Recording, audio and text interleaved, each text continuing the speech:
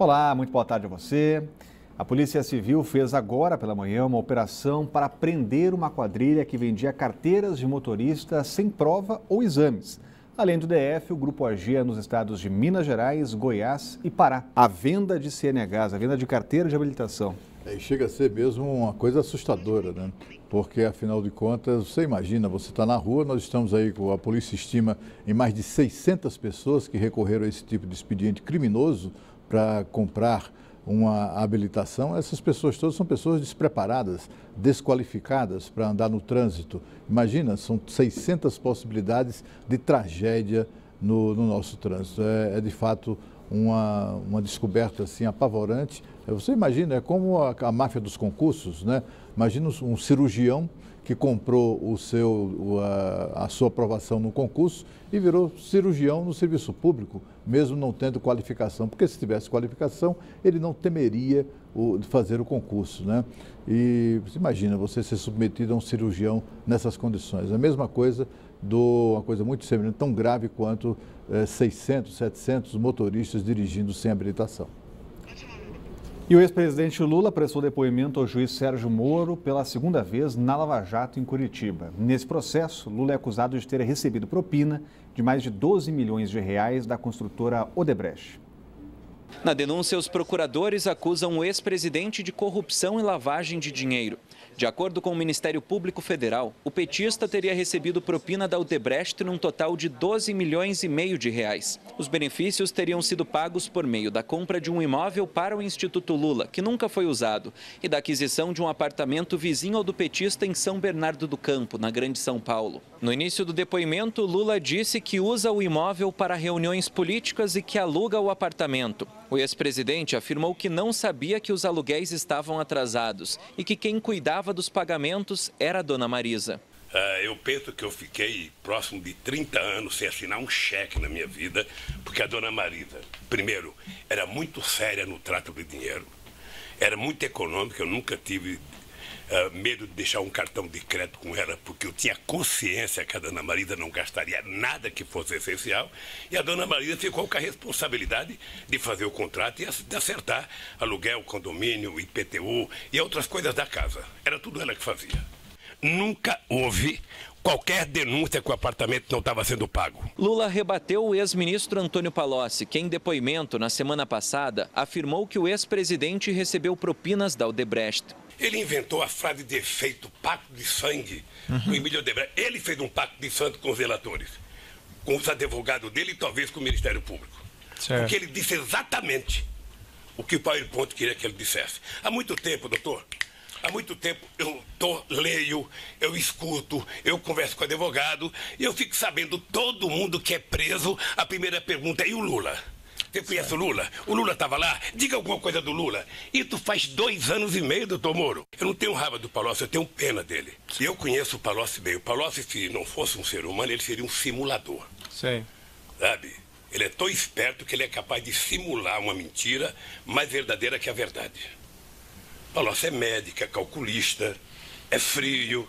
Nada daquilo é verdadeiro, então. E nada é verdadeiro. Certo. A única coisa que tem verdade ali é ele dizer que ele está fazendo aquela delação porque ele quer os benefícios da delação. O ex-presidente ainda fez críticas à Polícia Federal e ao Ministério Público, dizendo que há uma caça às bruxas dentro da Lava Jato.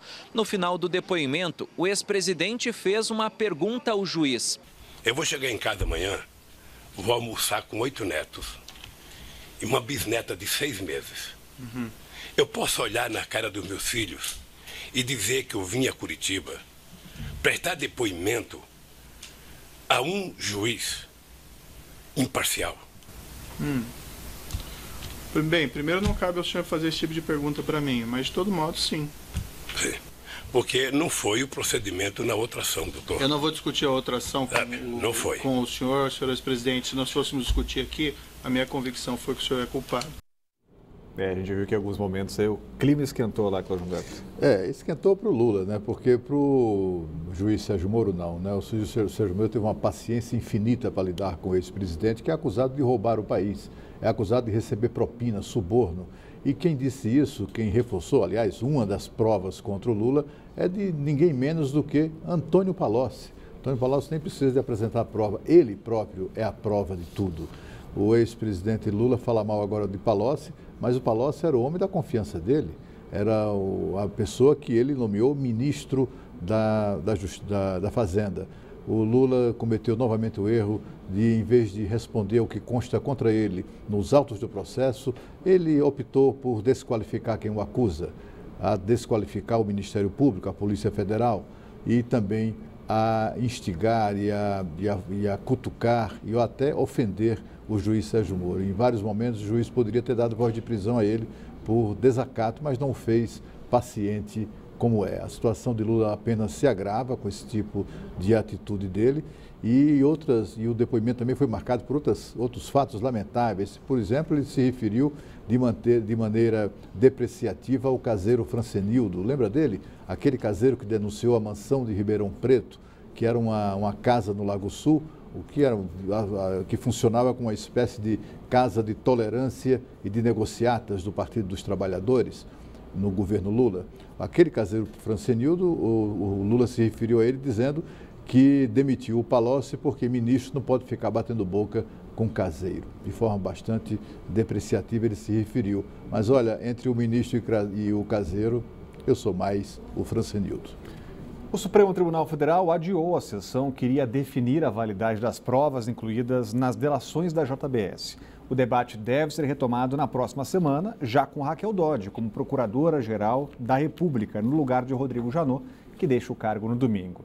E por 9-0, a Corte decidiu manter Janot à frente das investigações que envolvem o presidente Michel Temer, abrindo caminho para a chegada de mais uma denúncia a qualquer momento. A Renata Dourado tem mais informações.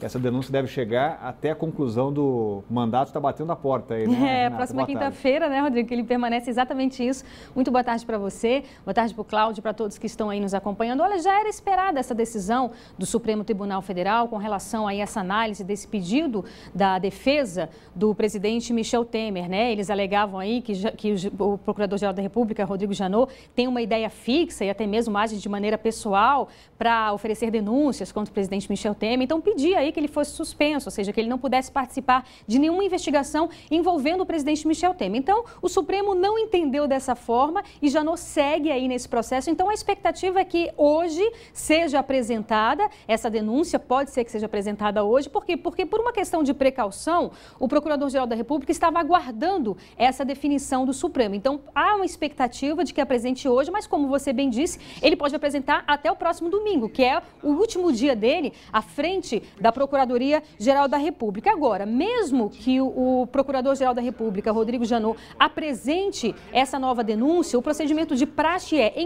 encaminhar à Câmara dos Deputados para uma nova análise aí dos deputados. Ocorre que o Supremo deve realmente aguardar esse outro julgamento previsto para a semana que vem, que foi esse julgamento que você se referiu. E nesse caso, o que eles vão analisar? Se as provas apresentadas por Joesley Batista e pelos outros delatores também do Grupo JBS são ou não válidas. Por quê? Porque se não forem válidas, não faz sentido nada que venha em decorrência dessas provas. E a gente lembra aqui que o Procurador-Geral da República teve como base não só a delação de Joesley Batista, dos outros delatores, mas também as provas, aquela famosa gravação feita com o presidente Michel Temer. Então, na verdade, são vários fatores aí envolvendo Joesley e o grupo que aí o Supremo vai decidir se são válidas ou não para, a partir daí, verificar se encaminha ou não para análise dos deputados. E claro, a gente já falou aqui, né, que o presidente Michel Temer tenta a todo custo barrar e pela realidade que a gente vê hoje, tem sim maioria no Congresso para barrar mais essa nova denúncia, que pode ser, na verdade, pode vir como duas denúncias. É o que estamos aguardando para verificar,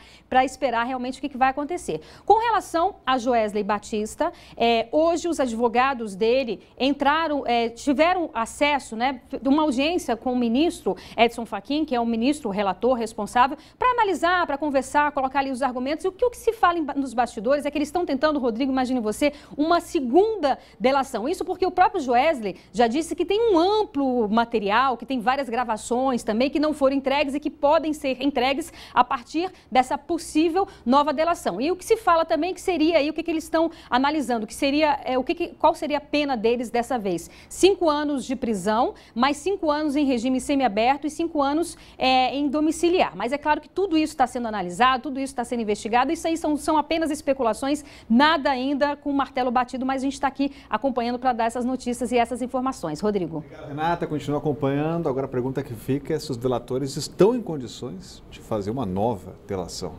Pois é, será que eles merecem credibilidade, né, para negociar um novo acordo de delação? É muito difícil. Sobre a decisão de ontem do Supremo Tribunal Federal, até o próprio ministro Gilmar Mendes, que está querendo ver, que há muito tempo quer ver o Rodrigo Janot pelas costas, não participou do julgamento e disse que não participou porque não havia nada controverso a ser decidido. Portanto, ninguém esperava mesmo, ninguém, absolutamente ninguém esperava qualquer resultado diferente. O Supremo Tribunal Federal não desqualificaria o trabalho de um Procurador-Geral da República e como também não o faz com relação aos seus próprios integrantes. Pedidos de suspeição são mais comuns do que a gente imagina. É legítimo, as pessoas têm o direito de encaminhar esse tipo de solicitação, mas o Supremo Tribunal Federal é muito cioso na proteção das instituições e é nessa direção que deve ser entendido o resultado do julgamento de ontem do Supremo Tribunal Federal, mantendo o Rodrigo Janot até o final do seu mandato no pleno exercício das suas prerrogativas. E a Justiça do Distrito Federal negou o pedido da defesa do ex-ministro Gedel Vieira Lima para que ele possa ser transferido para a prisão domiciliar ou para uma prisão militar. De acordo com a defesa, Gedel sofre ameaças de outros presos do Complexo da Papuda, onde cumpre prisão preventiva. A Justiça considerou que Gedel não corre riscos na cadeia e que ele está detido na ala reservada aos presos que têm curso superior. A investigação sobre os 51 milhões de reais encontrados em um apartamento de Salvador foi enviada para o Supremo Tribunal Federal. No imóvel onde foram encontrados 51 milhões de reais em caixas e malas, a maior apreensão de dinheiro já feita pela Polícia Federal, havia uma fatura no nome de uma funcionária do irmão de Gedel, o deputado federal Lúcio Vieira Lima, do PMDB. O caso foi remetido ao Supremo, que decidirá se desmembra o processo ou se os dois irmãos responderão no STF. O ex-ministro Gedel Vieira Lima, que cumpria prisão domiciliar em Salvador, agora está preso no Complexo da Papuda, em Brasília. Agentes encontraram impressões digitais dele nas malas de dinheiro. Vou dar boa tarde, tá? Agora a gente acompanha realmente e voltamos à Polícia Civil, ao contato com a repórter Érica Blaine, que acompanha uma operação da polícia sobre carteiras de habilitação que foram vendidas. Está com a gente por aqui. Boa tarde, Érica. Olá, boa tarde, Orengo, boa tarde a todos. Pois é, 9 pessoas foram presas preventivamente, entre elas 2 mulheres aqui do Distrito Federal. Uma, a dona, e a outra, funcionária de uma clínica de exames médicos necessários aí para a obtenção da CNH. Segundo a polícia, pelo menos 600 carteiras de habilitação falsas foram confeccionadas durante 2011 até 2017, sendo que por cada carteira de habilitação, essa quadrilha, essa organização criminosa, cobrava de 400 a 4 mil reais. Agora, veja que crime, que fraude perigosa, né? Coloca em risco toda a população, mesmo porque assim a pessoa não tem a capacidade de passar num teste de direção e sai por aí dirigindo. Mais informações, mais detalhes eu trago para você. A gente se encontra às 6:50 da noite. Até lá. Obrigado, Érica. Continua acompanhando esse importante assunto. E a seguir, recém-nascida cai no chão durante parto na recepção do Hospital do Gama. O Band Cidade volta já.